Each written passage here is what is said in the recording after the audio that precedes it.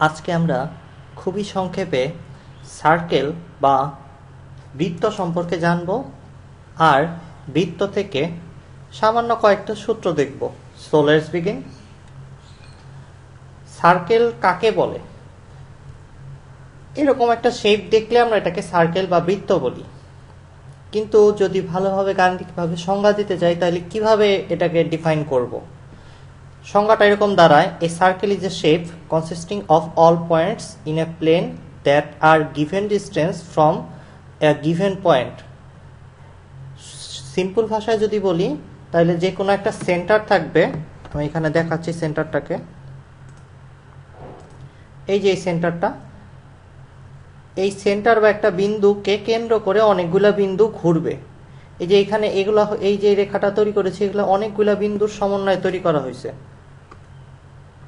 যদি আমি এগুলাকে এক একটা বিন্দু দিই, এই যেগুলা অনেকগুলা বিন্দু চলতেছে, বা এই কেন্দ্র থেকে এই যে এটাকে যেটাকে বলা হচ্ছে, এই বিন্দুটাকে বলা হচ্ছে কেন্দ্র, বৃত্তটার কেন্দ্র। কেন্দ্র থেকে একই দূরত্ব সবসময় বজায় রেখে, এই যে দূরত্বটা সবসময় সেম থাকবে, এমনভাবে অনেকগুলা বিন্দু যদি চলতে থাকে, এই সেট অফ পয়েন্টস বা এই যে বিন্দুগুলাকেই বৃত্ত বলা হচ্ছে। সবগুলো বিন্দু মিলে একটা বৃত্ত তুমি কল্পনা করতে পারো। আবার বলতে পারো যে একটা কেন্দ্র বা একটা নির্দিষ্ট বিন্দুকে কেন্দ্র করে এই আরো কয়েকটা বিন্দুর যে চলার পথ আছে বা সঞ্চার পথ আছে, সেই পথটাই হলো সার্কেল। কিন্তু দুইটা কথার মধ্যে কিন্তু প্যাচ লেগে যাচ্ছে। আমি এক নম্বর কথা বললাম যে সেট অফ পয়েন্টস, মানে যদি সবগুলা বিন্দু নিয়ে একটা সেট তৈরি করি অনেকগুলা বিন্দুর, সেই বিন্দুগুলোই বলতেছি আমি সার্কেল। আবার সেকেন্ড আরেকটা সংজ্ঞা বললাম যে বিন্দুগুলার চলার পথ সেটাই সার্কেল। দুটার মধ্যে প্যাচ লেগে যাচ্ছে না? কিন্তু দুইটা আসলে একই কথা। কিভাবে দেখো, সেট অফ পয়েন্টস বলতেছি, কিন্তু পয়েন্টসগুলো এই যে এতগুলো পয়েন্টস, যেটাকে আমি বৃত্ত বলতেছি, যেটা একটা নির্দিষ্ট বিন্দুকে কেন্দ্র করে ঘুরতেছে, এই বিন্দুগুলোকে আমি একটা কি বলে, সবগুলো বিন্দু মিলে একটা বৃত্ত বলতেছি। কিন্তু তুমি যদি বিন্দুর সংজ্ঞা দেখতে চাও, বিন্দু কিন্তু একটা হাইপোথেটিক্যাল কনসেপ্ট। বিন্দু কিন্তু এইরকম এত বড় বা যে কোনো কিছুতেই বিন্দুকে ইন্ডিকেট করা যায়, কিন্তু বিন্দুর কিন্তু কোনো দৈর্ঘ্যপ্রস্থ নাই। তার মানে বিন্দু কিন্তু কোনো জায়গা দখল করবে না খাতার। তুমি এইভাবে একটা পয়েন্ট দিয়ে বিন্দু বোঝাও ঠিকই, কিন্তু বিন্দু নিজেই কিন্তু হাইপোথেটিক্যাল। তার মানে হলো বিন্দু বা পয়েন্টস দিয়ে তুমি যেটাকে ইন্ডিকেট করতেছো সেটা কিন্তু একটা পথই শুধু বোঝাচ্ছে। সেটা কোনো কি বলে দৈর্ঘ্যপ্রস্থ বিশিষ্ট কোনো কিছু না, কোনো বস্তু না, বলের মতো কিছু না যে ওইটাকে আমি পথ বলতে পারবো না।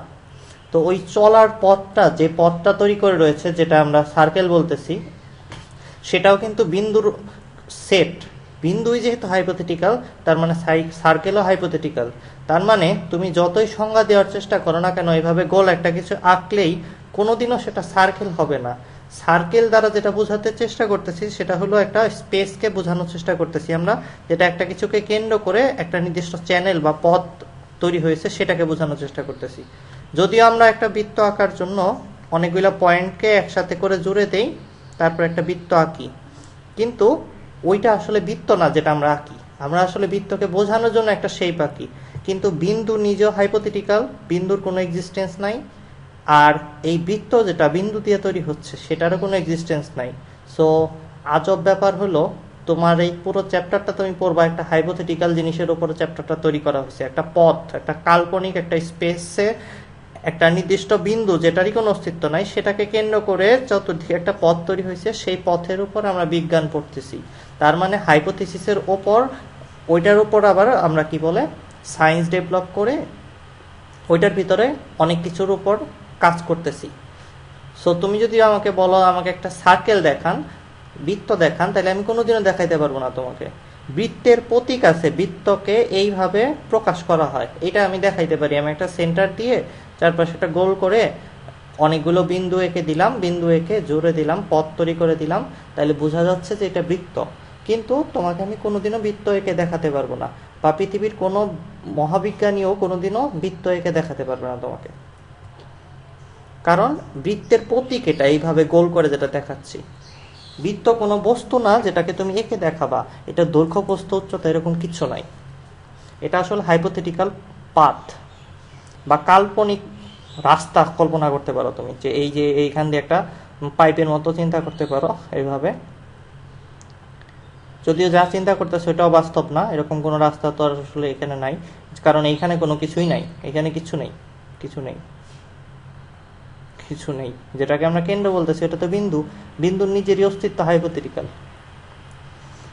সো তোমাকে বৃত্ত পড়ানোর পরিবর্তে বৃত্ত সম্পর্কে কনফিউজ করে দিলাম।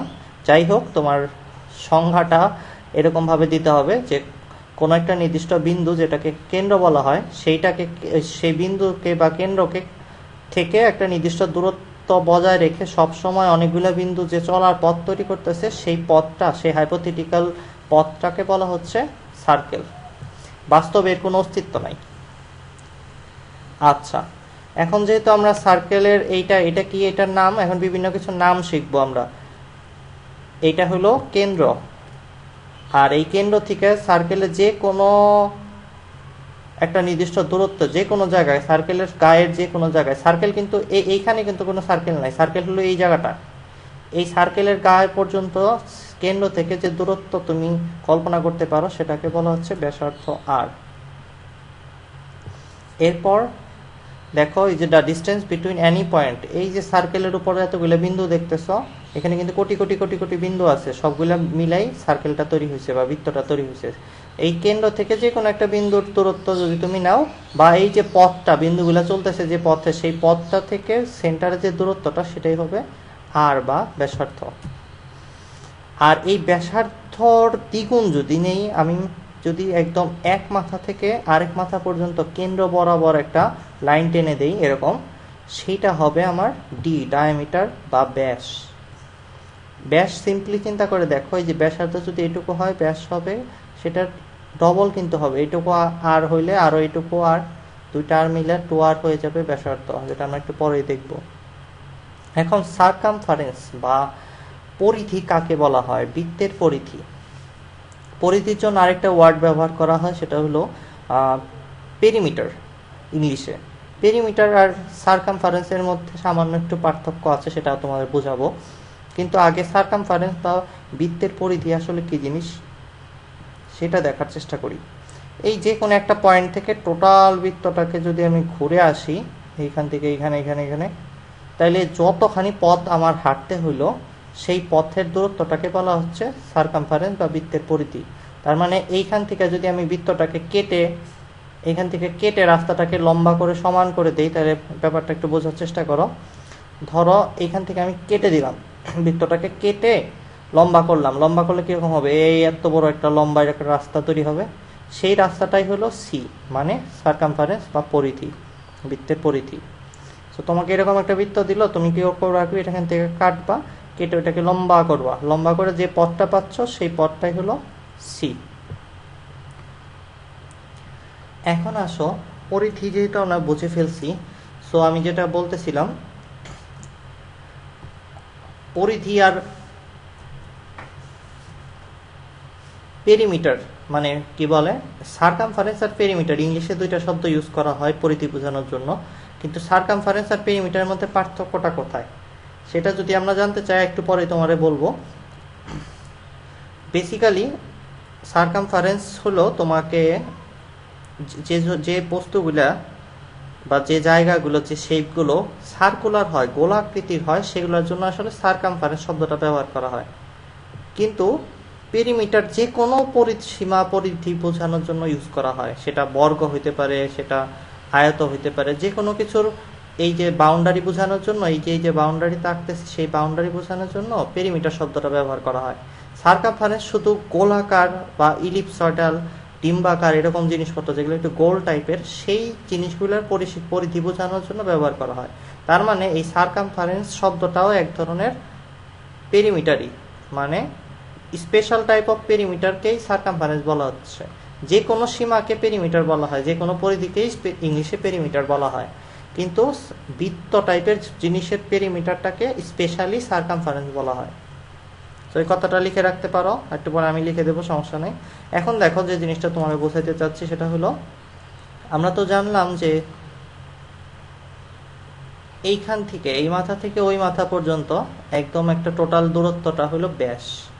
কিন্তু যদি এক মাথা থেকে আরেক মাথা পর্যন্ত রেখাটা কেন্দ্র দিয়ে না যেয়ে যে কেন্দ্র দিয়ে না গিয়ে পাশ দিয়ে কোথাও যায়, এই পাশ থেকে ওই পাশে যাচ্ছে, তখন তুমি ওইটাকে ব্যাস বলতে পারবা না, ওইটা হবে জ্যা। যদি একটা জ্যা, যেটা যে কোনো বৃত্তের যে কোনো একটা প্রান্ত থেকে আরেক প্রান্ত পর্যন্ত রেখা টানলেই সেটা আসলে জ্যা হবে। তার মানে এই একটা প্রান্ত থেকে ওই প্রান্ত পর্যন্ত রেখা টানছি, এই যে আমার যে ব্যাসটা সেটাও এক ধরনের বিশেষ জ্যা। কথাটা লিখে নাও সবাই, এই কেন্দ্র থেকে ওই মাথা পর্যন্ত যে দূরত্বটা সেটাও কিন্তু এক ধরনের বিশেষ জ্যা। সো তুমি বলতে পারো এই যে কোনো একটা বিন্দু থেকে বৃত্তের আরেক বিন্দু পর্যন্ত একটা রেখা টানলে সেটা হবে আমার জ্যা, কিন্তু যে জ্যাটা কেন্দ্র দিয়ে যায় সেটাই হলো আমার ডায়ামিটার বা ব্যাস। তার মানে তোমাকে যদি কেউ জিজ্ঞেস করে ব্যাস কি এক ধরনের জ্যা, তুমি বলবা হ্যাঁ ব্যাসও এক ধরনের জ্যা, কিন্তু কেন্দ্রগামী জ্যা, মানে কেন্দ্র দিয়ে যায় এমন জ্যাই হলো বৃত্তটার ব্যাস। সো আমরা এই জ্যা চিনলাম, ব্যাসার্ধ চিনলাম, ব্যাস চিনলাম। এখন আরও কিছু জিনিসপত্র চিনব, সেটা হলো যদি জ্যাটা একটু বড় হয়, দুইটা বিন্দুকে কেন্দ্র করেই, মানে দুইটা বিন্দুর শুধু সংযোগ রেখাই না হয়ে একদম রেখাটা ছেদ করে বের হয়ে যায় বৃত্তটাকে, দুই পাশ থেকে ছিদ্র করে বের হয়ে গেছে। দেখো এই জ্যা যেটা ছিল সেটা কিন্তু দুইটা বিন্দুর সংযোগ সরলরেখা ছিল জাস্ট, কিন্তু দুইটা বিন্দুকে সংযোগ করে যদি ছেদ করে বৃত্তটাকে কেটে বের হয়ে যায়, যে কতখানি বের হয়ে গেছে, তখন ওইটাকে আমরা বলবো ছেদক। শব্দটা লিখে নাও ঠিক মতো করে, ছেদক বলবো এটাকে, ছেদক। আর এই ছেদকটা যদি বাইরে থাকে, বৃত্তের একদম গা ঘেঁষে চলে যায় বৃত্তটাকে টাচ করে, কিন্তু না কেটে, মানে এইখানে দেখো তোমাকে যদি বলে কর্তিত অংশ কতটুকু, বৃত্তটাকে কাটছে কতটুকু, তুমি বলবো এই যে এইটুকু কাটছে। কিন্তু যদি এমন একটা ছেদক হয় যেটা ছেদ না করেই বের হয়ে যায়, শুধু টাচ করে, এই যে বিন্দুটা টাচ করেছে, স্পর্শ করেছে শুধু, তখন ওই রেখাটাকে বলা হয় বৃত্তটার স্পর্শক। সো ছেদক আর স্পর্শক কি জিনিস তোমরা জানতে পারলা। ছেদক হলো ছেদ করে বের হয়ে যাবে, ছেদকৃত অংশ থাকবে কতখানি, এই যে বৃত্তের ভেতরে কতখানি অংশ থাকবে, কিন্তু এই রেখাটার মধ্যে কিন্তু বৃত্তের ভেতরে কোনো অংশ নাই, এটা শুধু টাচ করে বের হয়ে গেছে। টাচ করা মানে স্পর্শ করা। সো ইংলিশে এটাকে বলা হয় ট্যানজেন্ট, বৃত্তের tangent, tangent of A circle, tangent, অথবা এটাকে বাংলায় বলা হয় স্পর্শক। বৃত্তটার একটা স্পর্শক, এইটা শুধু স্পর্শ করেছে, কাটে নাই। কাটলে ছেদক, না কাটলে স্পর্শ করলে শুধু স্পর্শক। স্পর্শক যে শুধু এখানেই থাকতে হবে তা কিন্তু না, যে কোনো জায়গায় থাকতে পারে। এইখানে দিয়ে স্পর্শ করে বের হয়ে গেল, তাহলে এরকম একটা স্পর্শক হবে। আবার এরকম হইতে পারে যে ছেদক যে শুধু এটাই হবে তা কিন্তু না, এরকম এই দিক দিয়ে বের হয়ে গেল, এটা ছেদ করলো, এটা ছেদক হয়ে যেতে পারে। জ্যাও যে শুধু উপরে নিচে কাটবে এরকম না, যে এটাও জ্যা হইতে পারে এইভাবে।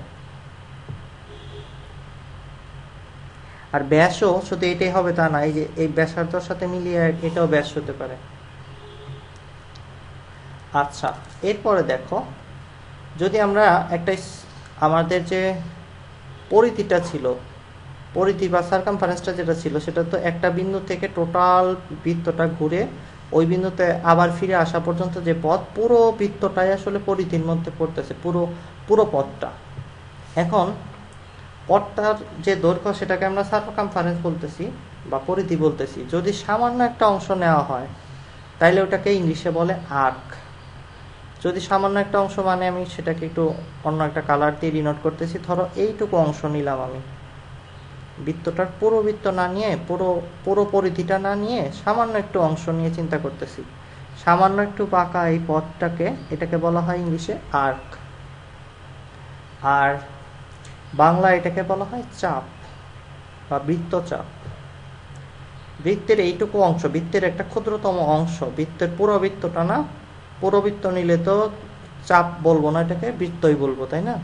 বৃত্তের একটা ছোট্ট অংশ যদি আমরা চিন্তা করি, আলাদাভাবে কল্পনা করি, তখন ওইটাকে বলা হচ্ছে চাপ। খাসিরও চাপ না, গরুরও চাপ না, মুরগিরও চাপ না, এটা হলো বৃত্তের চাপ। তো এই জিনিসটাকে বলা হইতেছে বৃত্তচাপ। আচ্ছা, এখন একটা চাপের এই যে শুরুর পয়েন্ট আর শেষ পয়েন্ট, এই দুই পয়েন্ট থেকে যদি আমি দুইটা রেখা টানি এবং তাদেরকে একটা বিন্দুতে মিলাই, তাহলে এই বিন্দুটাতে, এই যে বৃত্তের উপর একটা বিন্দুতে একটা কোণ তৈরি হয়েছে। এই যে কোণটা, আমি একটু কোণটাকে আলাদাভাবে দেখাচ্ছি। এই যে কোণটা তৈরি হয়েছে এটাকে বলা হয় বৃত্তস্থ কোণ। বৃত্তস্থ কোণ কথাটা কোন জায়গায় লিখবো? বৃত্তস্থ কোণ। দেখো, বৃত্তস্থ কোণ। বৃত্তস্থ কোণ কেন? এই যে চাপটা আমি দেখতেছি, আমাদের চাপটা, সেটা আবার আঁকি। আমি যে এই যে চাপটা,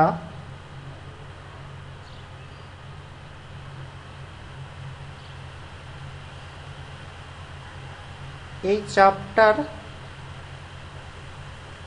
দুই মাথা থেকে, মানে এই যে স্টার্টিং পয়েন্ট আর এন্ডিং পয়েন্ট, দুই মাথা থেকে দুটা লাইন তৈরি করে যদি আমি বৃত্তের যে কোনো একটা পয়েন্ট, এই যে এই পয়েন্টটা যে কোনো পয়েন্ট হতে পারতো, এখানে অনেকগুলো পয়েন্ট, যে কোনো একটা পয়েন্ট পর্যন্ত টেনে যদি দুইটা মাথাকে সংযোগ করে দেয়, তাহলে যে কোণটা তৈরি হবে সেটা বৃত্তের ওপরে থাকা একটা পয়েন্টকে ইন্ডিকেট করতেছে। এমন একটা কোণ এটা। এই যে দেখো, এই কোণটা কিন্তু বৃত্তের উপরে থাকা একটা পয়েন্ট, এই যে এই বিন্দুটার সাথে মিলিত হয়েছে, এর জন্য এটা বৃত্তস্থ কোণ, বৃত্তের উপরে কোণ বলতে পারো। আমি এই বৃত্তস্থ কোণ আরো আইটা দেখাচ্ছি তোমাকে, যেন তুমি কনফিউজ না হও। এই যে দেখো, এই বিন্দু পর্যন্ত আঁকলাম, আবার এইটার থেকে এই বিন্দু পর্যন্ত আঁকলাম, এই কোণটা বৃত্তস্থ কোণ। কিন্তু তুমি যদি এই চাপের এইখান থেকে এই পর্যন্ত আসো, তারপরে এই কোণ পর্যন্ত আসো, এটা কিন্তু বৃত্তস্থ কোণ হবে না। এই কোণটা কিন্তু মোটেও বৃত্তস্থ কোণ না। সো বৃত্তস্থ কোণ কি জিনিস? সেটা হলো যে কোনো একটা চাপ নিবা, ওই চাপের দুই মাথা থেকে দুইটা রেখা টেনে ঠিক বৃত্তের গায়ে থাকা কোনো একটা বিন্দু পর্যন্ত আঁকতে হবে। এইভাবে আঁকলা, এটা একটা বৃত্তস্থ কোণ। আরো কয়টা একে দেখাই আমি একটা লাল কালি ইউজ করে। দেখো, আমি চাইলে এইখান পর্যন্ত এই বিন্দুটাকে কেন্দ্র করেও কোণটা আঁকতে পারি, এই বিন্দুটাকে ইন্ডিকেট করে। এই দেখো, এই পর্যন্ত আঁকলাম, এই যে এটা হলো একটা বৃত্তস্থ কোণ। তুমি চাইলে চাপ চেঞ্জ করতে পারো, চাপ যে সবসময় এই চাপটাই নিতে হবে তা কিন্তু না, অন্য চাপের থেকে বৃত্তস্থ কোণ আঁকা যাবে। যেমন ধরো, আমি এইখানে একটা চাপ নিলাম, এইখানে এতটুকু একটা চাপ নিয়ে এইখানে আমি বৃত্তস্থ কোণ আঁকা দেখাইতে চাচ্ছি, সেটাও করতে পারি। ধরো এই বিন্দু পর্যন্ত আঁকবো, তাইলে এই যে এই চাপের এই মাথা থেকে আবার ওই মাথা থেকে টেনে আমরা যে এই কোণটা আঁকলাম সেটা হলো বৃত্তস্থ কোণ। এরকম যে কোনো জায়গা থেকে তুমি বৃত্তস্থ কোণ আঁকতে পারবা, কিন্তু বৃত্তের উপর থাকা একটা বিন্দুতে হবে ওইটার শীর্ষ, আর কোন একটা চাপের মধ্যে ওইটার অপর দুইটা লাইন যায় যুক্ত হবে। এই যে এত বড় একটা চাপের মধ্যে একটা কোণ তৈরি হয়েছে। সো এই যে চাপের মধ্যে এই যে কোণটা তৈরি হয়েছে, এটাকে বলবো, এই যে নির্দিষ্ট একটা চাপ বলতেছি, সেই চাপের উপর, বৃত্তচাপের উপর দণ্ডায়মান বৃত্তস্থ কোণ। সো ম্যাথমেটিক্যালি অনেক সময় অনেক কথা বলার সময় তোমাদের ম্যাথমেটিক্যাল ভাষা জানা লাগবে। বৃত্তের অনেক উপপাদ্য প্রমাণ করার জন্য তোমার এই কথাগুলোর স্টাইল জানতে হবে ঠিক মতো, নাহলে উপপাদ্যের মধ্যে তুমি যেটা বুঝো সেটাও লিখে বলে উঠতে পারবা না। ধরো তুমি কোথাও রেস্টুরেন্টে খেতে গেছো, সেই ক্ষেত্রে তোমার ওইখানে গিয়ে রুই মাছ লাগবে, কিন্তু রুই শব্দটাই তুমি জানো না, তাহলে কিন্তু তুমি রুই মাছ কিছুতে অর্ডার করতে পারবা না। সো তোমার কিন্তু কষ্ট হবে তখন ওই অর্ডারটা করতে। সো এইভাবে দেখো, ধরো এটা এ, বি আর সি, এই যে এ বি সি চাপ, সেটার উপর দণ্ডায়মান এই যে থিটা কোণটা হলো বৃত্তস্থ কোণ, একটা বৃত্তস্থ কোণ। আবার এইভাবে করে আসলে তুমি যে কোনো কিছুকে প্রকাশ করতে পারো। তারপরে এসিই চাপের উপর দণ্ডায়মান এই যে এই আলফাটা হলো একটা বৃত্তস্থ কোণ। তুমি যদি বৃত্তস্থ কোণ জেনে যায় থাকো, তাহলে তুমি বুঝতে পারছো বৃত্তস্থ কোণের মাথাটা, শীর্ষটা হয়, ভার্টেক্স পয়েন্টটা হয় বৃত্তের উপর কোনো একটা বিন্দু। কিন্তু আরেকটা কোণ আছে, সেটা হলো কেন্দ্রস্থ কোণ। সেটা হলো এই যে কোনো একটা চাপের দুই মাথা থেকে, এই যে একটা চাপ, এই চাপের যে কোনো একটা চাপের দুই মাথা থেকে যদি তুমি এই যে দুইটা লাইন আঁকো এবং দুইটা লাইন যদি কেন্দ্রে যায় মিলিত হয় তখন তারা কেন্দ্রে যে কোণ উৎপন্ন করতেছে এটাকে বলা হয় কেন্দ্রস্থ কোণ। কেন্দ্রস্থ কোণ। সো তুমি এখন জেনে গেলা বৃত্তস্থ কোণ কি আর কেন্দ্রস্থ কোণ কি। সো তুমি অন্য কোনো চাপ থেকেও কেন্দ্রস্থ কোণ আঁকতে পারো। দেখো আমি ধরো কি বলে এইখানে এই যে এই ছোট্ট চাপটা এইটুকু চাপের উপর একটা কেন্দ্রস্থ কোণ তোমাকে দেখাই। এই যে এটাই হলো কেন্দ্রস্থ কোণ, এই যে আলফা। তো কেন্দ্রে উৎপন্ন কোণই কেন্দ্রস্থ কোণ। তো বৃত্তস্থ কোণ কি আর কেন্দ্রস্থ কোণ কি সেটা তোমরা জেনে গেছো। বৃত্তস্থ আর কেন্দ্রস্থ কোণের মধ্যে একটা সম্পর্ক আছে, সেটা আমরা পরে উপপাদ্যের মাধ্যমে দেখব। যাই হোক, তোমাদের জাস্ট বলার জন্য বলে রাখি, যদি বৃত্তস্থ কোণ হয় থিটা আর কেন্দ্রস্থ কোণ হয় আলফা, তাই দুটার মধ্যে সম্পর্ক আছে। কেন্দ্রস্থ কোণ যদি একই চাপের উপর থাকে, একই চাপ মানে হলো এই যে দেখো এই চাপটার উপরে কিন্তু এই দুইটা কোণ অবস্থান করতেছে। এই চাপটা থেকেই কিন্তু দুইটা লাইন বের হয়ে গিয়ে দুইটা কোণকে তৈরি করেছে। এই কোণটাও এই চাপের উপরই অবস্থান করতেছে, আর এই যে এই কোণটাও, এই থিটা কোণটাও কিন্তু এই চাপের উপরই তৈরি হয়েছে। তো একই চাপের উপর যদি দুইটা কোণ তৈরি হয়, একটা বৃত্তস্থ আর একটা কেন্দ্রস্থ, তাদের মধ্যে একটা সম্পর্ক আছে। সেই সম্পর্কটা হলো একটা আর একটা দ্বিগুণ হয়। মানে এই alpha is equal to 2 theta. এই যে এই কোণটা একটু দেখতে ছোট মনে হচ্ছে, এটা বড় মনে হচ্ছে না, সেইটার মধ্যে রিলেশনটা কি আসলে? সেই রিলেশনটা হলো alpha is equal to 2 theta. এটা প্রমাণও আছে, আমরা পরে দেখবো হয়তো।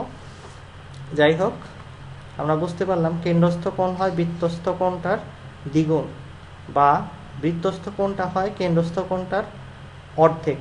মানে এই ছোটটা হবে বড়টার অর্ধেক, অথবা বড়টা হবে ছোটটার দ্বিগুণ। যেভাবে বলা যায়, দুইটা কথাই বলা যায়। ওভারঅল আমরা বৃত্ত সম্পর্কিত মোটামুটি বৃত্তের নাক কান গলা সব জেনে ফেললাম। এই যে প্রশ্নটার সেই উত্তর যেটা ছিল সারকামফারেন্স আর পেরিমিটারের পার্থক্যটা কি। পেরিমিটার জেনারেলি যে কোনো পরিধির ক্ষেত্রে ব্যবহার করা হয়, সেটা বৃত্ত হোক আর বর্গ হোক, যে কোনো কিছু হোক। কিন্তু সারকামফারেন্স শব্দটা শুধু এই ধরনের গোলাকার বস্তুর ক্ষেত্রে, রাউন্ড শেপের জিনিসগুলোর ক্ষেত্রে সারকামফারেন্স শব্দটা ব্যবহার করা হয়। এখন চলো আমরা কিছু সম্পর্ক দেখি, কিছু সূত্র জানি। আমরা সূত্র জানবো বলেছিলাম নাক কান গলার জানার পাশাপাশি। সেটা হলো এই দেখো সি, পরিধিটা বলতে পারো, বৃত্তের পরিধি, ব্যাসার্ধ এবং ব্যাস, এগুলোর মধ্যে সম্পর্কটা কি। এই দেখো এই লাইনটাকে যদি আমি একটু টান দিই, এখানে এই পর্যন্ত টেনে যদি এই পর্যন্ত বাড়িয়ে দিই, তাহলে কিন্তু এটা ব্যাসের সমান হয়ে গেল। তার মানে আমি যেটা বলতে চাচ্ছি, ব্যাস আর ব্যাসার্ধের সম্পর্কটা খুবই সিম্পল। সেটা হলো এই যে আর, দেখো একটা ডি মানে হলো এই যে একটা আর, ওই যে একটা আর, তার মানে ডি হলো দুইটা আর এর যোগফল, বা 2r, আর এর দ্বিগুণও বলতে পারো। সো ডি আর এর মধ্যে সম্পর্ক, ব্যাসার্ধ আর ব্যাসের সম্পর্ক হলো ব্যাস ইজ ইকুয়াল টু ব্যাসার্ধের দ্বিগুণ। এখন যদি আমরা সি ডিভাইডেড বাই ডি করি, সি হইলো আমার সেই এখান থেকে কেটে যদি এটাকে লম্বা করে যে পথটা, বৃত্তটা যে পথ, সেই যেই পথটা বৃত্তটা দখল করে রাখছে, সেই পথটার দৈর্ঘ্য যদি আমরা বের করি, সেটাই হলো আমার সারকামফারেন্স, বৃত্তের পরিধি। বৃত্তের পরিধি সি কে যদি ডি দিয়ে ভাগ করি, অন্যভাবে বলতে পারি আমরা সি কে যদি 2r দিয়ে ভাগ করি, 2r আর ডি তো একই কথা। সো দুইটাকে একটা বললেই হয়, দুইটা জিনিস একই জিনিস। যদি ভাগ করি তাহলে কি আসবে? তোমরা এখানেই যারা এই লেকচারটা দেখতেছো, তারা খুব ভালো করে একটা কাজ করতে পারো। তোমরা একটা কম্পাস নিবা, খুব সুন্দর করে একটা কম্পাস তো এরকম থাকে, একটা কম্পাস নিবা, একটা কম্পাসটাকে এখানে একটা সেন্টারের মধ্যে রাখবা, খাতার মধ্যে। তারপরে তোমার কি বলে পেন্সিলটা কম্পাসের মধ্যে লাগাবা। লাগানোর পরে সুন্দর করে খাতার মধ্যে একটা এইভাবে ঘুরায়, কম্পাসটাকে ঘুরায় একটা বৃত্ত এঁকে ফেলবা। এই সেন্টারটাতে হাত দিয়ে চাপ দিয়ে ধরে রাখবা, যেন সেন্টার না নড়ে। বৃত্তের কেন্দ্র নড়লে কিন্তু ভালোভাবে আঁকা যাবে না। একটা বৃত্ত খাতার মধ্যে আঁকবা। তারপরে একটা মজার কাজ করবা। মজার কাজটা কি? এই যে বৃত্তটা আঁকলা, এটার মধ্যে তোমার বাসার যে কোনো জায়গায় যে কোনো সাইজের একটা মোটামুটি একটা সুতা নিয়ে আসো। সুতাটাকে এই বৃত্তের চারদিকে রেখে দেওয়ার চেষ্টা করো। তারপর আঙ্গুল দিয়ে এটাকে সমান করার চেষ্টা করো, সুতাটাকে বৃত্ত বানানোর চেষ্টা করো, সুতা দিয়ে বৃত্ত বানানোর চেষ্টা করো, বৃত্ত যেটা আঁকছো সেটার সাথে মিলানোর চেষ্টা করো, আঙ্গুল দিয়ে অনেকক্ষণ ভরে একটু চেষ্টা করো। মিলানোর পরে সুতার যে অংশটা থাকলো বাকি সেই অংশটা কেটে ফেলো, সুতার ওই অংশটা বাকি অংশটা কেটে ফেলো। প্রথমে কি করবা, সুতাটাকে রেখে আঙ্গুল দিয়ে মিলানোর চেষ্টা করবা। যখন তুমি সুতা রাখবা সুতা দেখবে এইভাবে পড়ে থাকবে, তো তুমি এটা এটা এই সময় কাটবা না সুতাটাকে তুমি যে বৃত্ত আঁকছো সেটা, ধরো বৃত্ত আঁকছো এরকম, সেটার সাথে মিলানোর চেষ্টা করবা। মিলানোর পরে যতখানি বাকি থাকে সেটুকু কেটে ফেলবা কেমন করে। সুতাটার ওই অংশটা কেটে ফেলার পরে যেটুকু থাকলো সেটুকুই তো আসলে বৃত্তের পরিধি, সমান সুতা, তাই না? তো তুমি করবা কি, তোমার একটা স্কেল নিয়ে আসবা, সুন্দর করে স্কেলের মধ্যে মিটার স্কেল, নর্মাল টিনের স্কেল দিয়ে ওই সুতাটাকে মাপবা, সুতাটাকে রেখে তুমি ওই স্কেল দিয়ে মেপে ফেলবা। সুতাটা কিন্তু বৃত্তের সমান দৈর্ঘ্যেরই সুতাটা, কারণ আমরা সুতাটাকে কেটেছি ওই মাপ করেই। এখন যদি তুমি যে বৃত্তটা আঁকছো সেটার মধ্যে যে সুতাটা আছে সেই সুতাটার দৈর্ঘ্য মাপো, সেটাই কিন্তু আমার সি হয়ে যাবে। তার মানে আমি যে কথা বলতে চাচ্ছি, তুমি বাসায় ঘরে বসে বসেই এই যে সি কত একটা বৃত্তের সেটা বের করে ফেলতে পারো, মাপতে পারো। তোমার কিন্তু প্রথমে কষ্ট হচ্ছিল যে এইটা কিন্তু গোলাকার একটা জিনিস, আমি তো মাপতে পারি এরকম লম্বা জিনিস স্কেল দিয়ে, কিন্তু এটাকেও কেটে সুতা দিয়ে যদি এটা বানাই তাহলে কেটে লম্বা করে আমি এটাকে মাপতে পারবো স্কেল দিয়ে। স্কেল দিয়ে এটা মেপে তুমি সি বের করো, সি বের করার পরে তুমি আরেকটা জিনিস মাপো, সেটা হলো তুমি যে বৃত্তটা আঁকছো খাতার মধ্যে সেটার ব্যাসার্ধটা কত, সরি ব্যাসটা কত সেটা বের করে ফেলো। এই যে এই কাজটা করতে চাচ্ছি, ডিটা বের করে ফেলো, ব্যাসার্ধ বের করতে পারো, ব্যাসও বের করতে পারো, যাই বের করো তুমি এই পুরোটুকু, এইখান থেকে এইটুকু পুরোটুকু বের করে ফেলো। পুরোটুকু বের করলে তুমি এই ডি পেয়ে যাবা, ব্যাসার্ধ পেয়ে যাবা, সরি ব্যাস পেয়ে যাবা। বা অথবা ব্যাসার্ধ বের করে 2 দিয়ে গুণ করে দাও, তাহলে তুমি কি পাবা, ব্যাস পেয়ে যাবা, ব্যাসার্ধ থেকে ব্যাস পেয়ে যাবা। এখন তুমি যদি গণিতবিদদের মতো একটা এক্সপেরিমেন্ট করো, এই সিকে ডি দিয়ে ভাগ করো, তাহলে দেখবা যে তোমার যে সুতার যে দৈর্ঘ্যটা ছিল আর এই যে ব্যাসটা নির্ণয় করেছ, সুতার দৈর্ঘ্যটাকে ব্যাস দিয়ে যদি ভাগ করো তাহলে দেখবা প্রায় 3 গুণের মতো অ্যান্সার আসতেছে, প্রায় 3.1416 এর মতো কিছু একটা অ্যান্সার আসবে। যদি তুমি আরো ভালো করে সুতাটাকে কি বলে গোল করার চেষ্টা করতা, আঙ্গুল দিয়ে দিয়ে খুব টাইট করে সারাদিন ভরে একটু সুন দিয়ে খোঁচা দিয়ে দিয়ে তুমি খুব সুন্দর করে গোল করার চেষ্টা করতা, তাইলে দেখবা এই রেজাল্টটা আরো ভালো আসবে, 3.1416 এরও পরের ডিজিটগুলো তুমি জানতে পারবা। এইভাবে করে সায়েন্টিস্টরা জানতে পারলো যে আমার যে পরিধি আছে, বৃত্তের পরিধি, এটার সাথে ব্যাসের একটা সম্পর্ক আছে। দুনিয়ায় বড় বড় বৃত্ত, এই ছোট ছোট একটা বৃত্ত আঁকা তুমি দেখবা যে এই ঘটনাটা কি ঘটে, তারপর একটা বড় বৃত্ত আঁকবা, বড় বৃত্ত এঁকে দেখবা সেটার রেজাল্ট ওই 3.1416 এর কাছাকাছি আসে। তারপরে আরো বড় একটা বৃত্ত এঁকেও তুমি টেস্ট করে দেখবা যে ওইটাও প্রায় 3 গুণের মতোই আছে। তখন গণিতবিদরা অনেক চেষ্টা করে এটার আরো অনেকগুলো ভ্যালু বের করার গবেষণা করেছে।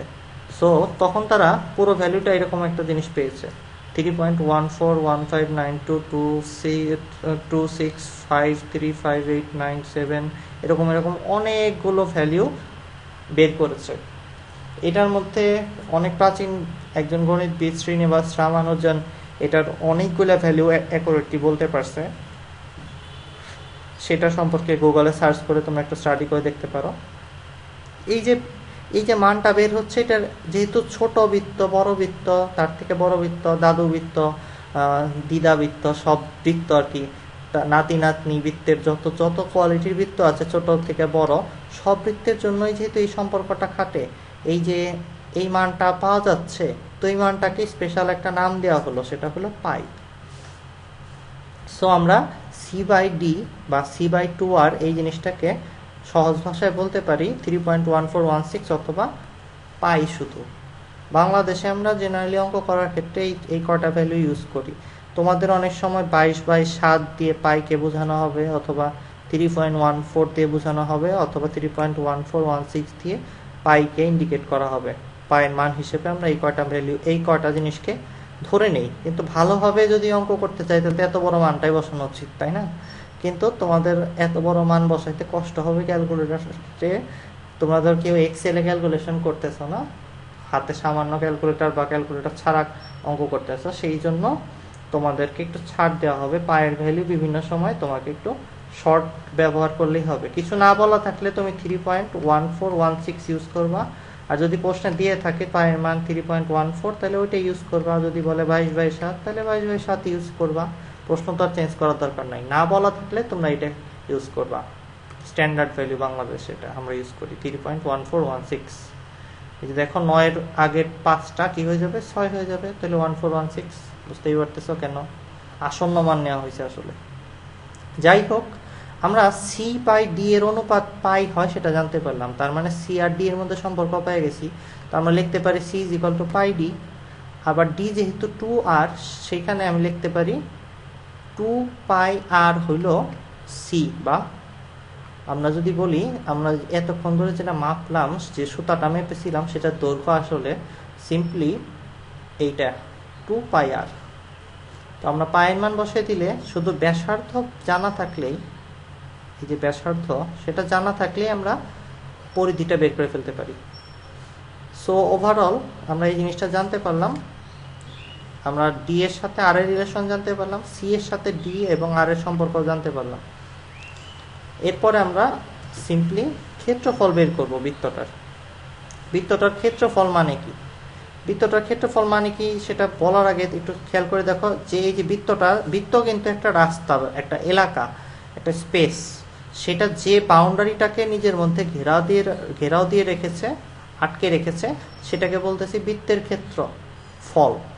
কিন্তু কথাটা একদমই ভুল। বৃত্তের কখনো কোনো ক্ষেত্রফল হয় না। বৃত্ত কিন্তু নিচে একটা চলার পথ, এরকম একটা পথ। এই যে বৃত্তর যে চলার পথটা, সেটার কিন্তু কোনো ক্ষেত্রফল নাই। বৃত্ত নিজে হাইপোথেটিক্যাল।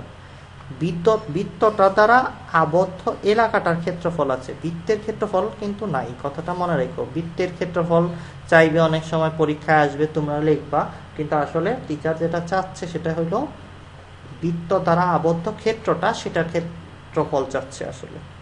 সো বৃত্তের কখনো কোনো ক্ষেত্রফল হয় না, বৃত্ত দ্বারা আবদ্ধ ক্ষেত্রটার ক্ষেত্রফল হয়। কথাটা একটু ক্রিটিক্যাল লাগতে পারে, কিন্তু এটাই বাস্তবতা। যাই হোক, আমরা আবদ্ধ ক্ষেত্রটাকে কয়েকটা অংশে ভাগ করছি, যে কেটে কেটে টুকরা করছি, কয়েকটা টুকরা করে এই যে এরকম সাইজের পিজা স্লাইস পাইছি। আচ্ছা, এই কথাটা বলতেছিলাম, যেটা এটার সাথে আরেকটা কথা বলে ফেলি। দেখো, একটা বৃত্ত কিন্তু এইটা পথটা, আর বৃত্তের ভেতরের আবদ্ধ ক্ষেত্রটা সহ যদি একটা বস্তু কল্পনা করো, সেটাকে বলা হয় ডাইস। ডাইস মানে তোমার হয় যে হাতে গোল যে কয়েন পাই, আমরা কয়েন ইউজ করি। 2020-তে এই ভিডিওটা বানাচ্ছি, সো কয়েন এখনো আছে। তোমরা যারা গোল কয়েন দেখেছ, বাংলাদেশের বিভিন্ন ছোট ছোট মুদ্রা আছে গোল কয়েন যেটাকে বলা হয়, সেটা হলো ডাইস। এই ক্ষেত্রফলটা সহ কল্পনা করা হচ্ছে একটা এরকম একটা অবজেক্ট কল্পনা করা হচ্ছে, সেটা হলো ডাইস। ওইটা কিন্তু বৃত্ত না, সাবধান। ডাইসের ক্ষেত্রফল আসলে আমরা বের করতেছি যদি তুমি বলো, তাহলে তুমি ঠিক বলতেছো। কিন্তু বৃত্ত দ্বারা আবদ্ধ ক্ষেত্রের ক্ষেত্রফল বের করতেছি, এটা ঠিক, কিন্তু বৃত্তের ক্ষেত্রফল বের করতেছি, এই কথাটা ভুল। বৃত্তের কোনো ক্ষেত্রফল হয় না, ডাইসের ক্ষেত্রফল হয়। ডাইস একটা অবজেক্ট, 3D অবজেক্ট, যেটার পুরুত্বটা একটু কম, কিন্তু ওটা বৃত্তের মতোই। ওইটার ক্ষেত্রফল বের করলেই বৃত্ত দ্বারা আবদ্ধ ক্ষেত্রের ক্ষেত্রফলও বের হয়ে যাবে, যদি তুমি চিন্তা করো ডাইসের চারপাশে একটা বৃত্ত আছে। যাই হোক, আমরা এইখানে চলে আসি। আমরা যেটা করলাম সেটা হলো এই ছোট ছোট যে স্লাইসগুলো আছে, সেগুলাকে আলাদা আলাদা করে একটাকে উপরে, একটাকে নিচে, উপরে, নিচে উপরে করে আমরা এইভাবে সাজাইছি। এখন তুমি একটু চিন্তা করে দেখো তো, আমি যদি এইটুকুর ক্ষেত্রফল বের করতে না পারি, তবে আমি যদি এইটুকুর ক্ষেত্রফল বের করে ফেলি, এই পুরোটুকুর ক্ষেত্রফল বের করে ফেলি, এই টুকরাগুলো দিয়েই তো এই ডাইসটা, এই যে বৃত্তটা তৈরি হয়েছে, বৃত্তের ভেতরে যে ক্ষেত্রটা আছে সেটা কিন্তু এই টুকরাগুলো দিয়েই তৈরি হয়েছে। তার মানে এই ছোট ছোট টুকরাগুলোর ক্ষেত্রফল যদি এ হয়, এই ভিতরের এই পুরো জিনিসটার ক্ষেত্রফলও এই হবে। সো আমরা চাইলে এই ছোট ছোট টুকরার ক্ষেত্রফল যোগ করে দিলেই এই পুরো বৃত্তটার ক্ষেত্রফলও বের করে ফেলতে পারবো। আচ্ছা, কিন্তু এই ছোট ছোট টুকরার ক্ষেত্রফল বের করা কঠিন, কারণ এইটুকু এই যে এই অংশগুলো বাঁকা, তাই এগুলাকে ত্রিভুজ ধরে যোগ টোগ করা যাবে না, কিছুই করা যাবে না, খুব কষ্ট হবে। কিন্তু আমরা চাইলে এই ছোট টুকরাকে আরও ছোট করতে পারি। এই দেখো এখানে আমি 16টা টুকরা করছি। 16টা টুকরা করলে উপরে গেছে 1 3 5 7 9 11 13 15। 16টা টুকরা করলে 16 অর্ধেক মানে 8টা টুকরা উপরে গেছে, আর 8টা টুকরা 2 4 6 8 10 12 14 16।